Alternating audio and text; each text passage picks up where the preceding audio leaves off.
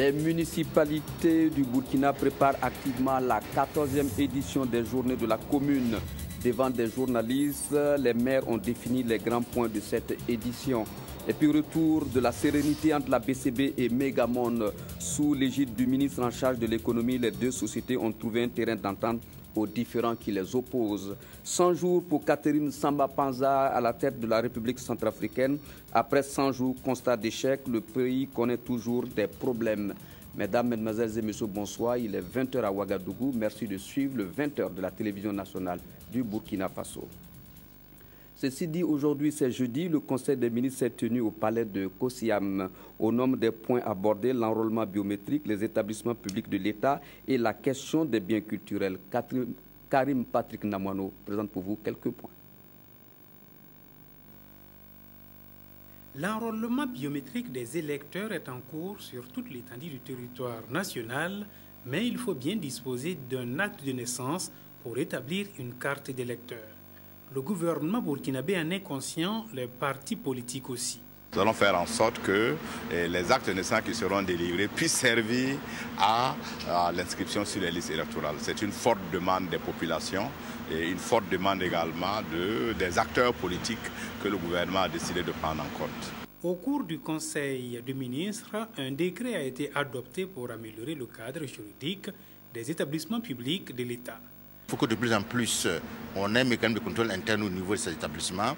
Il y a aussi la question des flux d'informations assurés entre ces établissements et les tutelles techniques et financières, et toutes choses qui vont permettre d'avoir un cadre juridique beaucoup plus approprié. Renforcer le fonctionnement actuel de l'autorité de régulation des marchés publics, en abrégé ARMP, voici un objectif qui tient à cœur le gouvernement burkinabé. Il y avait une confusion, est-ce que c'est un organe juridictionnel ou bien administratif? Finalement, on a opté que ce soit un organe administratif et que donc les décisions peuvent faire l'objet de recours. Au-delà de ces mesures, le gouvernement a demandé qu'on engage rapidement une réflexion pour qu'on ait une loi maintenant qui va régir tout ce qui est marché public et à l'occasion maintenant, on pourra revenir pour améliorer davantage le système.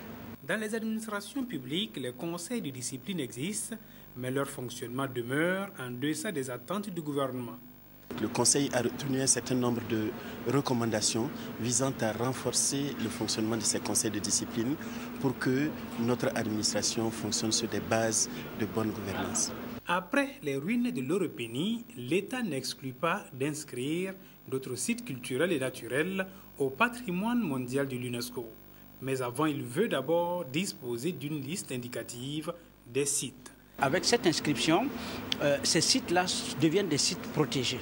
Aucune action ne peut être menée dans ces sites-là sans une autorisation préalable d'une autorité compétente. Et à partir de ce site également, nous allons poursuivre les recherches et voir comment prendre l'un d'entre eux qui aura été suffisamment documenté pour véritablement présenter une candidature pour le patrimoine mondial de l'UNESCO. Avoir un deuxième site inscrit au patrimoine mondial de l'UNESCO, c'est davantage promouvoir la destination touristique au Burkina Faso. Et puis à l'issue de ce journal, vous aurez l'intégralité du Conseil des ministres de ce soir. Je serai en compagnie de Viviane Kendrebego. Ceci dit, les agents de la commune de Ouagadougou ne sont pas contents. Ils observent un sitting de 72 heures pour revendiquer l'extension des mesures sociales à leur corporation. Face à la situation, le maire, Marin Casimir Ilboudo, joue l'apaisement et demande un dialogue pour examiner à tête reposée les revendications. Reportage de C. Sylvestre. Rassemblés sur les devantures des mairies et autres services des collectivités territoriales de la ville de Ouagadougou, ces travailleurs communaux regroupés au sein de leurs syndicats observent depuis le lundi 5 mai un sitting de 72 heures. Le premier point, c'est la relecture de la grille salariale et indemnitaire. Le deuxième point, c'est le reversement de l'ensemble des travailleurs des collectivités territoriales, soit à la Carrefour ou à la CNSS.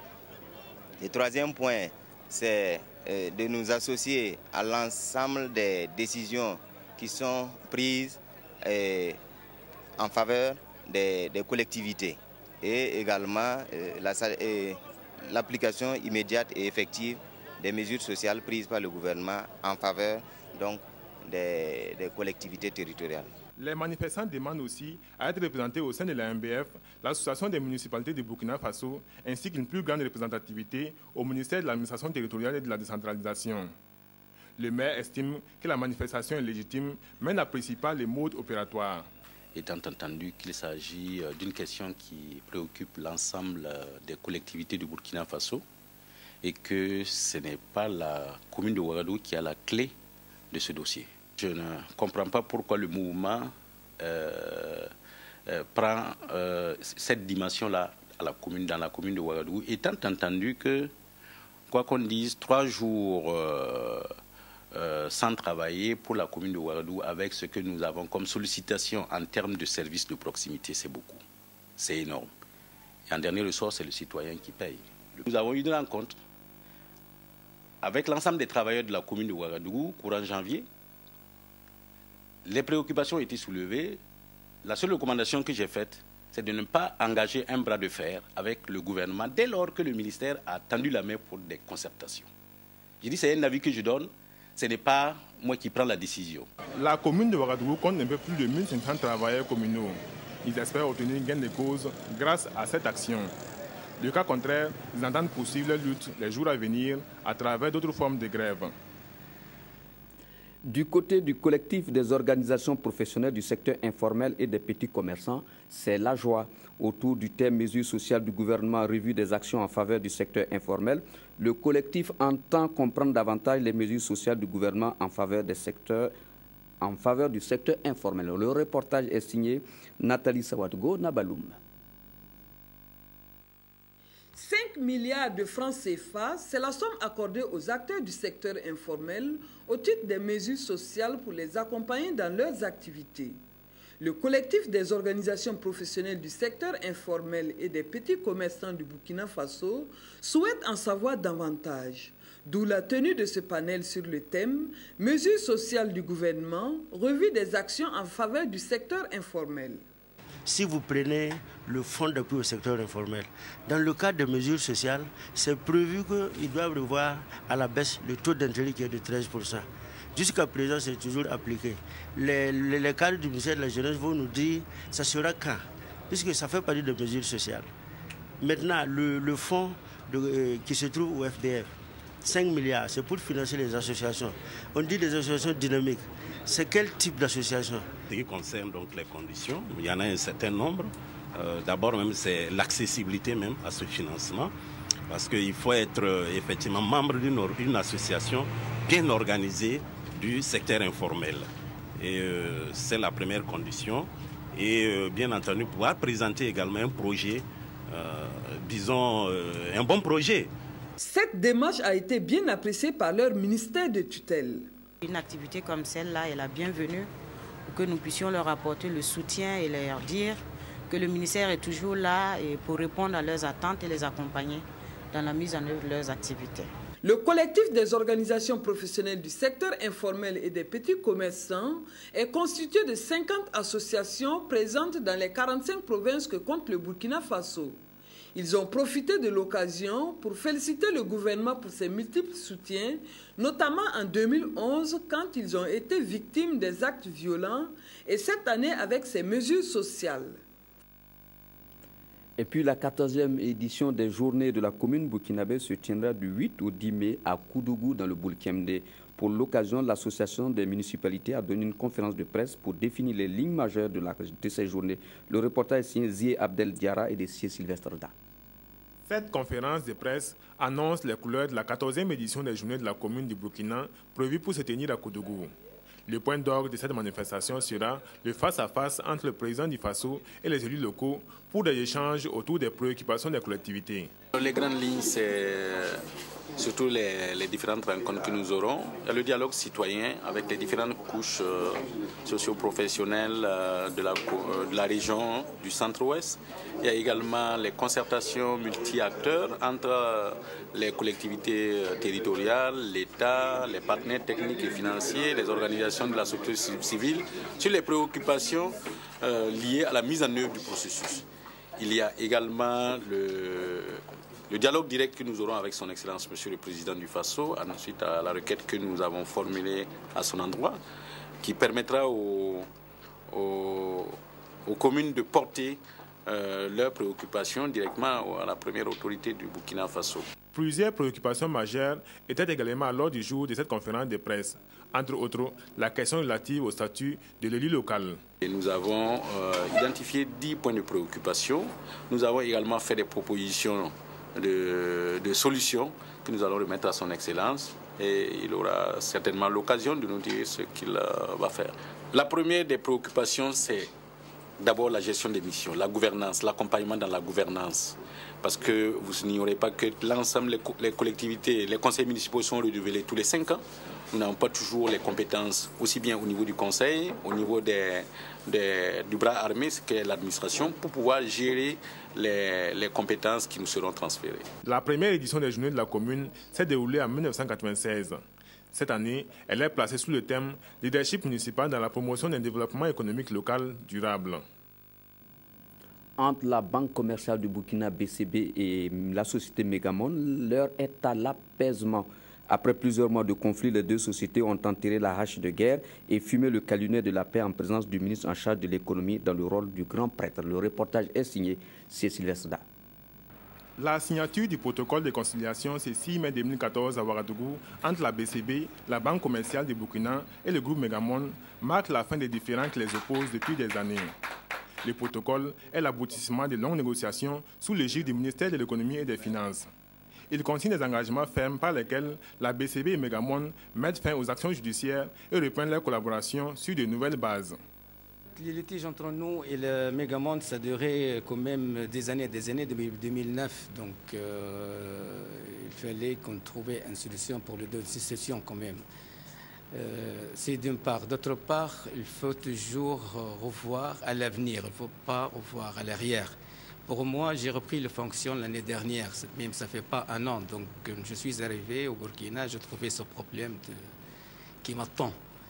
Donc, la priorité pour moi, c'est l'avenir de la banque. Pour l'avenir de la banque, il faut tourner la page avec l'affaire Megamon. Il faut trouver une solution définitive. Et c'est ce qu'on a fait. Aujourd'hui, c'est une page qui est tournée et on regarde à l'avenir, espérant que les deux parties vont faire qui est mieux pour chacun dans son domaine de commerce et financement. Le feuilleton judiciaire entre la BCB et Megamon, engagé depuis 2009, a connu des dénouements divers et difficiles qui ont mis à mal leur activité et leur image. Les partis et les médiateurs espèrent que chacun honorera ses engagements car il y va de l'intérêt de l'ensemble de l'économie burkinabé. La protection des données personnelles, objet d'un séminaire de formation. La rencontre réunit les points focaux de la Commission de l'informatique et des libertés. Le reportage est signé Claudine Bikaba. Les innovations technologiques caractérisent notre époque. Aussi, leur utilisation dans les administrations publiques et privées n'est pas sans conséquence, car le mauvais usage de ces outils heurte souvent les droits et libertés des personnes. C'est dans ce cadre que la Commission de l'informatique et des libertés CIL a initié cette formation au profit des points focaux des administrations. L'objectif visé est de former des relais de la Commission de l'informatique et des libertés dans différentes structures publiques et privées pour une meilleure protection des données à caractère personnel.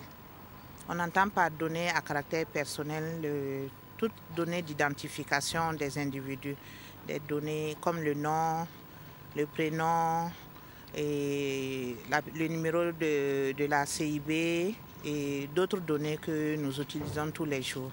Une centaine de structures ont été représentées à ce séminaire et doivent répondre au nom de la CIL au sein de leur administration.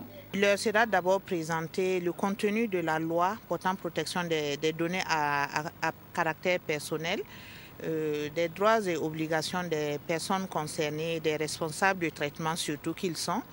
Et nous allons les former à la médiation pour qu'ils puissent assurer la médiation entre les responsables du traitement des données et les personnes concernées dans leurs administrations respectives.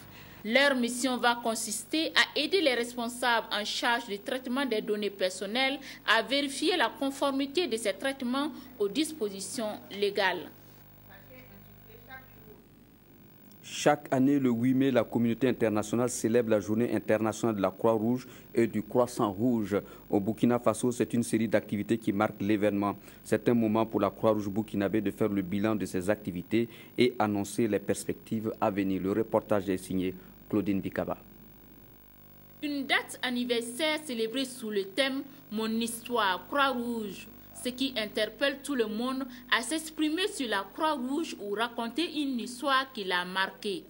La Croix-Rouge burkinabé s'est investie en 2013 dans l'éducation et la protection des enfants à travers des projets. Plus de 2360 personnes ont bénéficié de ces projets dans divers domaines. Au-delà, la Croix-Rouge burkinabé se prépare à toujours répondre aux besoins humanitaires issus des situations de crise ou de catastrophes.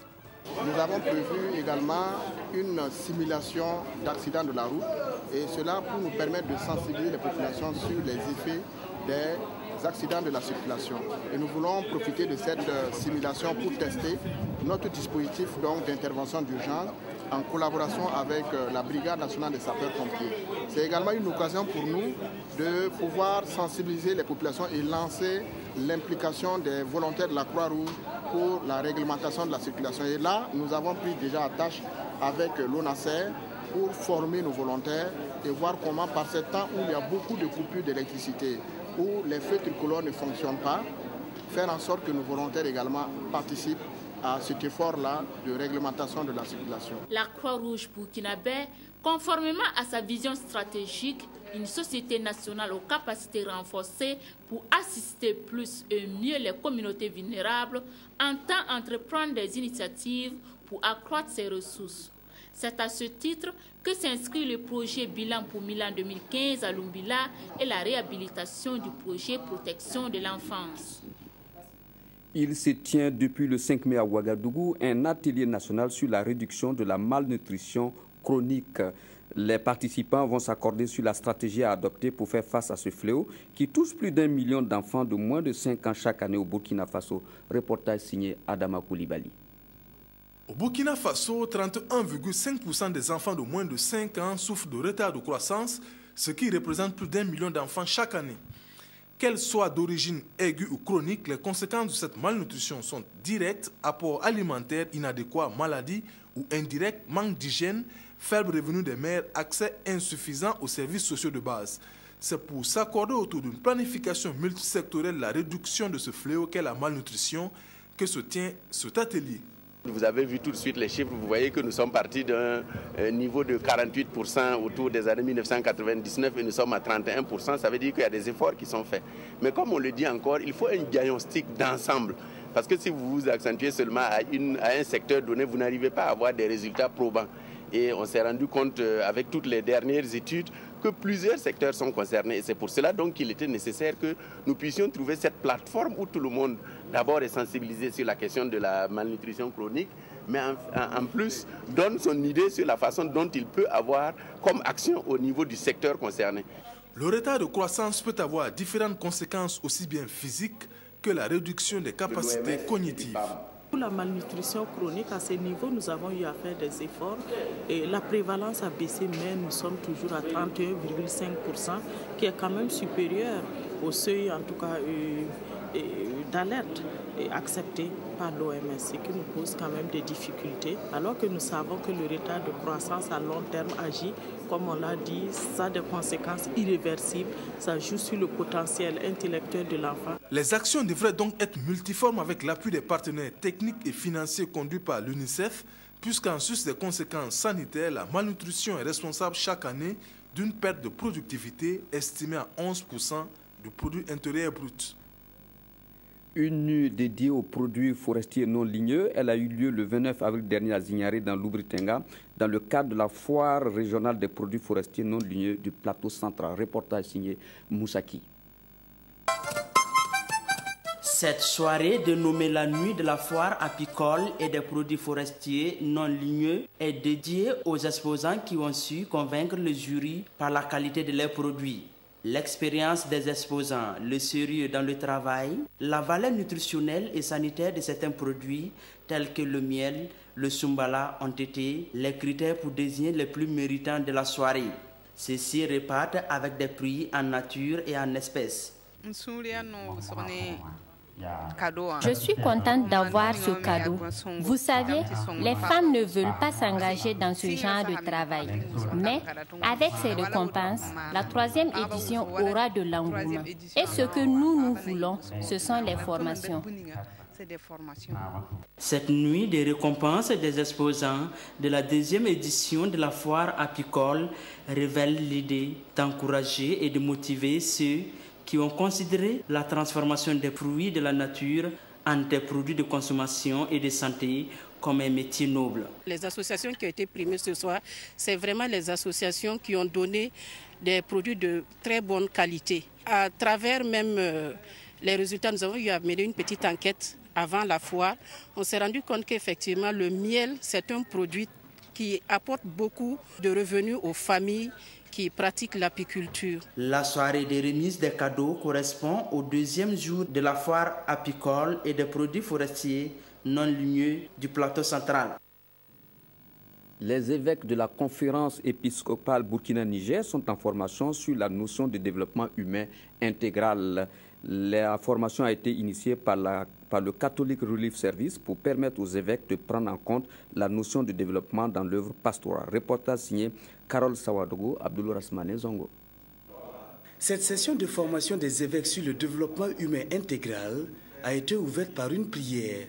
Initiée par le Catholic Relief Service, cette formation vise à amener les évêques à appréhender la vulnérabilité de la vie des hommes et des femmes qu'ils servent, mais aussi à leur apporter des rudiments pour l'accomplissement de leur mission pastorale. La formation que nous avons voulu initier ici, donc avec le concept de développement humain intégral, c'est tout simplement de reconnaître qu'en pastoral social, donc tout ce que l'Église accomplit en matière de développement, en matière d'accompagnement des communautés et des sociétés, au nom de son devoir et de sa vocation de service, c'est les évêques qui en sont les premiers responsables. Et donc, en définitive, plus les premiers responsables, je pense, seront, j'allais dire, introduits dans ce concept comme celui du développement humain intégral, mieux c'est sûr, et non seulement la gouvernance, mais également ceux qu'ils vont envoyer en première ligne pour le travail sur le terrain, seront plus à l'aise. Depuis 3 ans, l'OCADES Caritas Burkina intègre ce concept de développement humain intégral dans ses projets et programmes de développement. C'est en cela qu'il est nécessaire de former les pères de la charité sur ce concept. Nous sommes venus il y a 3 ans pour une formation des agents de l'OCADES, c'est-à-dire de la Caritas Burkina, sur les mêmes thèmes, dans le contexte d'une planification pastorale qui faisait de leur programme pour les 3 ans à venir. Et donc, ils ont bien approprié de tous ces outils. Ils ont développé un excellent plan qui est devenu vraiment une référence, je crois, dans le monde des Caritas. Et donc, les évêques nous ont invités de revenir encore pour qu'ils puissent mieux comprendre ces principes et ces outils pour mieux guider l'OCADES dans son travail et même approprier de ces outils dans la planification pastorale au niveau du travail des évêques. Cette formation durera 2 jours allant du 6 au 8 mai 2014 et sera l'occasion pour les évêques de la conférence épiscopale Burkina-Niger d'examiner tous les contours du développement humain intégral. Hors de chez nous au Nigeria, l'enlèvement des lycéennes par les islamistes de Boko Haram préoccupe la communauté internationale. Des États-Unis à la France, en passant par la Grande-Bretagne, des voix s'élèvent pour exiger la libération de ces filles. Face à l'ampleur de la situation, Barack Obama dit sa détermination à œuvrer pour retrouver ces jeunes filles. Les parlementaires américains, britanniques et les Nigérians vivant à Washington, à New York, ont dénoncé l'incapacité du président Goodluck Jonathan. Et puis, page triste de ce journal, notre consoeur Marie-Céline Odette Kaboré, précédemment journaliste, chef du service archives sonores à la radiodiffusion du Burkina, a tiré sa révérence le 6 mai. Elle s'est éteinte à l'âge de 54 ans des suites de maladie. Le programme des obsèques est le suivant. Il est prévu une veille de prière à son domicile au quartier Saint-Léon ce soir même. Et puis la levée du corps aura lieu demain 8 mai à 14 h à l'hôpital national Blaise Compaoré, suivi de l'absoute à la chapelle Saint-Jean et de l'enterrement au cimetière municipal de Ouagadougou. Ainsi se referme votre journal. Merci de l'avoir suivi. Je vous souhaite une agréable nuit.